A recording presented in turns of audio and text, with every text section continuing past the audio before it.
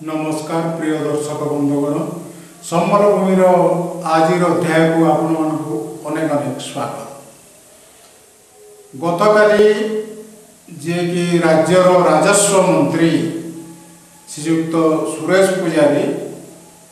निज जन्ममाटी को गस्त करथिले एवं मंत्री हेबा परे यह तांकर प्रथम गस्त थिला एवं से माँ समलेश्वरी माँ पाटणेश्वरी आशीर्वाद सब नहीं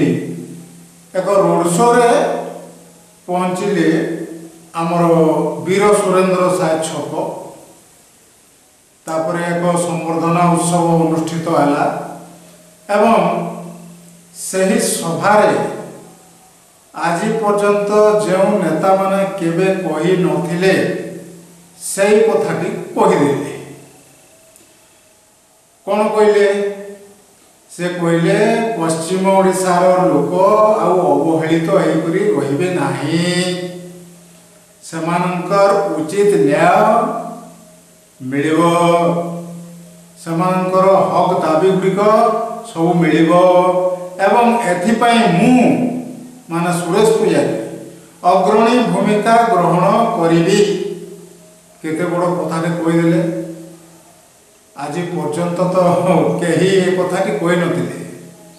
तेज से जहाँ हो सुरेश बाबूंकर ए संवर्धना सभारे आमे उपस्थित रही पारिलु नाही कारण आमर स्वास्थ्यगत समस्या अच्छी तेणु आमे तांको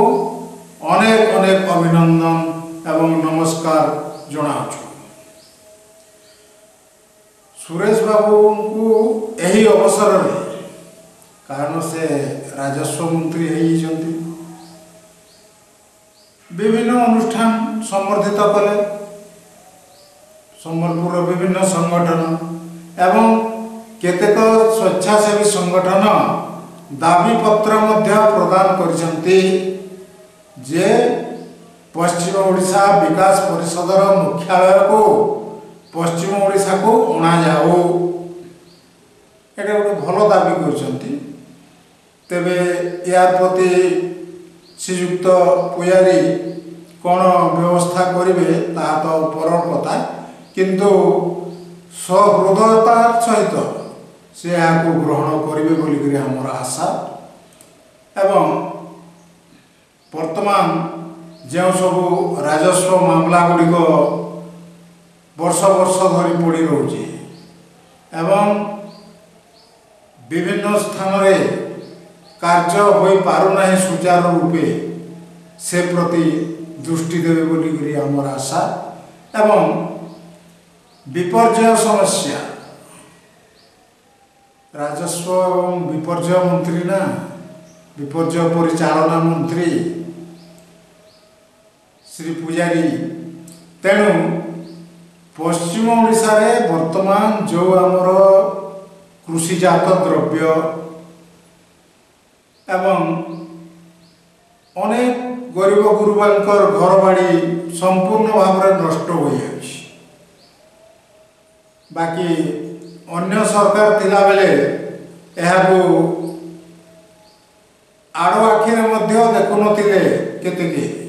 स्थल विशेष रे किंतु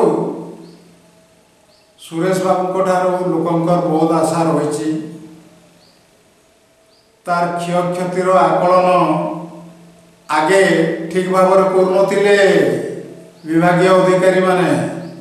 क्षय क्षतिर आकलन करेंगे कौन गाँव लोक मैंने डाकी जाते सारे आसतु आमर एतकी फसल नष्ट होती कि घर नष्ट होती कि आ कौन होती डाकी डाकी 4-5 थर दौड़ला परे से आसी पारते किए आसती एभली कहवा कह किंतु निज तरफ केवे भी तदंत पाई जाऊनथिले एही अधिकारी माने एवं कौन सब आकलन करुले के जानी आज पर्यंत विभिन्न स्थान रे लोकंकर उचित प्राप्य मिल पारि नाही सहायता मिल पारि नाही एणु यहाँ श्री पूजारी ଧ୍ୟାନ ଦେବେ ଏବଂ ଅଫିସର ମାନଙ୍କୁ ଭଲ କରି ତାଗିଦ କରିବେ ବୋଲି ଆମର ବିଶ୍ୱାସ। ନମସ୍କାର।